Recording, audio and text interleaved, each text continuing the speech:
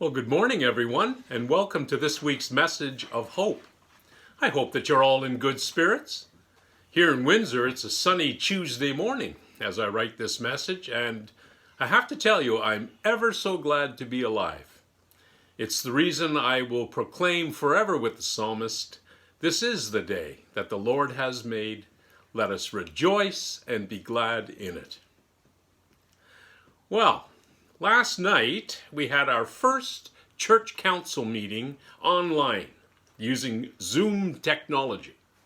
It was great fun. Oh, there were a few hiccups along the way and a few obstacles to overcome, but in the end, it all worked out. At least it seemed to, and we had quite a few laughs along the way. I'm sure we'll be using Zoom again in the future, and you never know, maybe we'll use it for different purposes as well. You know, it's been 6 weeks of this physical distancing from others. 6 weeks. And we're still not out of the woods. 6 weeks of not being with family and friends, at least not up close. Which reminds me of a joke I once received by email from Mikey's Funnies. Mikey's Funnies is a clean humor email list hosted by the Agathon Group. I suggest that if you like jokes and would like to have your name added to their list, then Google Mikey's Funnies and check them out. So here's a joke where strict physical distancing guidelines may well have helped things out if they would have been in force at the time. Earl knocked on the front door, which was answered by Shirley. "Is Bud in?" he asked. Shirley didn't like Earl, Bud's friend, so she wasn't very friendly. "Yes, but he's up in the shower. What do you want?" "Oh, nothing, Shirley. How are you doing?" "As I said, what do you want?" Earl wasn't deterred by her chilliness. "You know, Shirley," he said, "I've wanted to do something for a long, long time." "What's that?" Shirley asked with an icy stare. "I've wanted to give you a kiss," he said, "and this seems to be a good opportunity.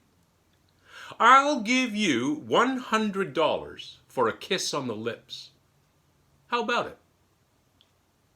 "You'll pay me $100 for a kiss on the lips?" Shirley asked him. "Yes," and he pulled out a $100 bill and gave it to her. "I knew you were a loser, Earl, but I didn't know you were so desperate. Okay, I'll do it." She looked up and down the street to see that nobody was looking, and she leaned over and gave Earl a nice little kiss on his lips. "Oh, that was good," Earl said. "But I have another proposition. How about a real kiss with your arms wrapped around my neck? I'll pay you $400 this time." Shirley didn't want to go through this again, especially with Earl, but she knew she could use the money. She considered the proposition for a moment and then said, "Okay, I'll do it, but I want the cash up first." "Sure," Earl told her. "Here you are." He handed her 4 $100 bills, puckered up, and closed his eyes with anticipation. Shirley, not wanting to fulfill her promise, but wanting the easy money, then wrapped her arms around Earl's neck and planted one of the best kisses on his lips that she'd ever given any man. "Wow, that was great," Earl told her. "Thanks, Shirley. Tell Bud I dropped by." And with that, he walked away. After tucking the money into her pocket, Shirley walked into the kitchen where she met Bud, who asked her, "Who was that at the front door?" "It was your friend Earl," she told him. "Oh, I wish I had answered the door," Bud said.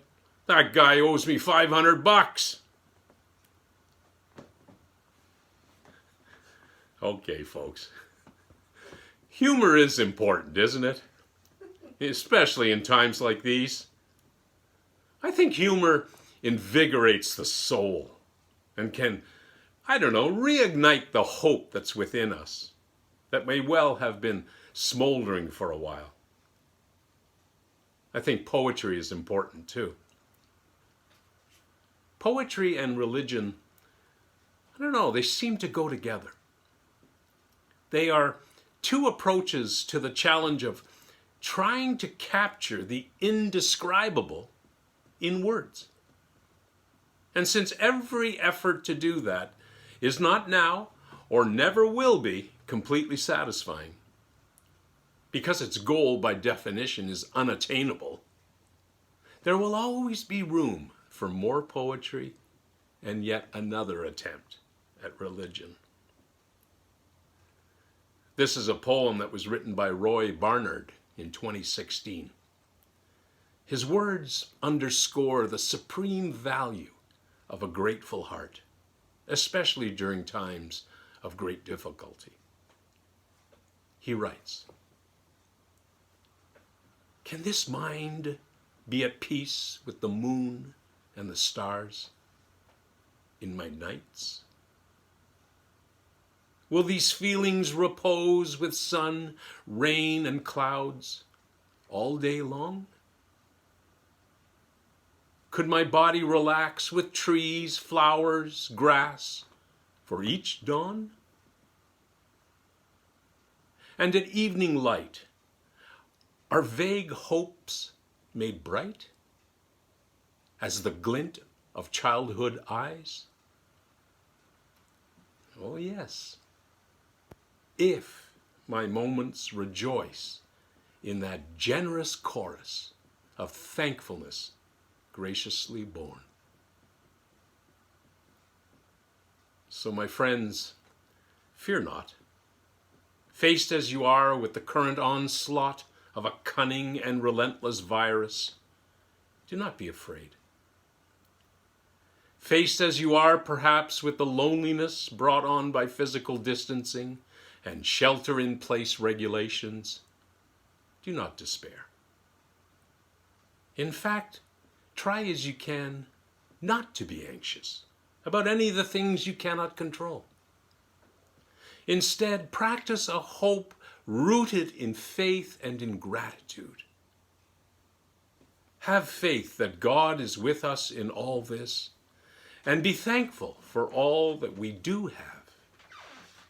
Be thankful for the time we now have to enjoy some of the things we like to do, rather than having to do all the things we must do.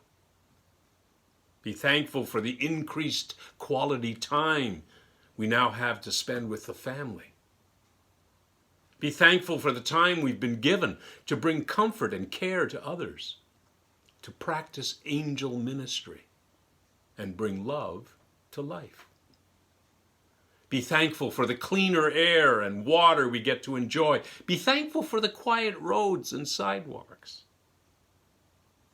Be thankful for the frontline workers who day after day are risking all on our behalf. Be thankful for the pure joy the animal kingdom must be feeling now that the greatest predator on the planet has been temporarily neutralized.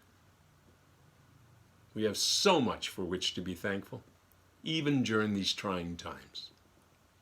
So till next week, stay safe and think of the well-being of others. Love your neighbor as yourself. Fill your hearts with love and your souls with gratitude. God bless and take care.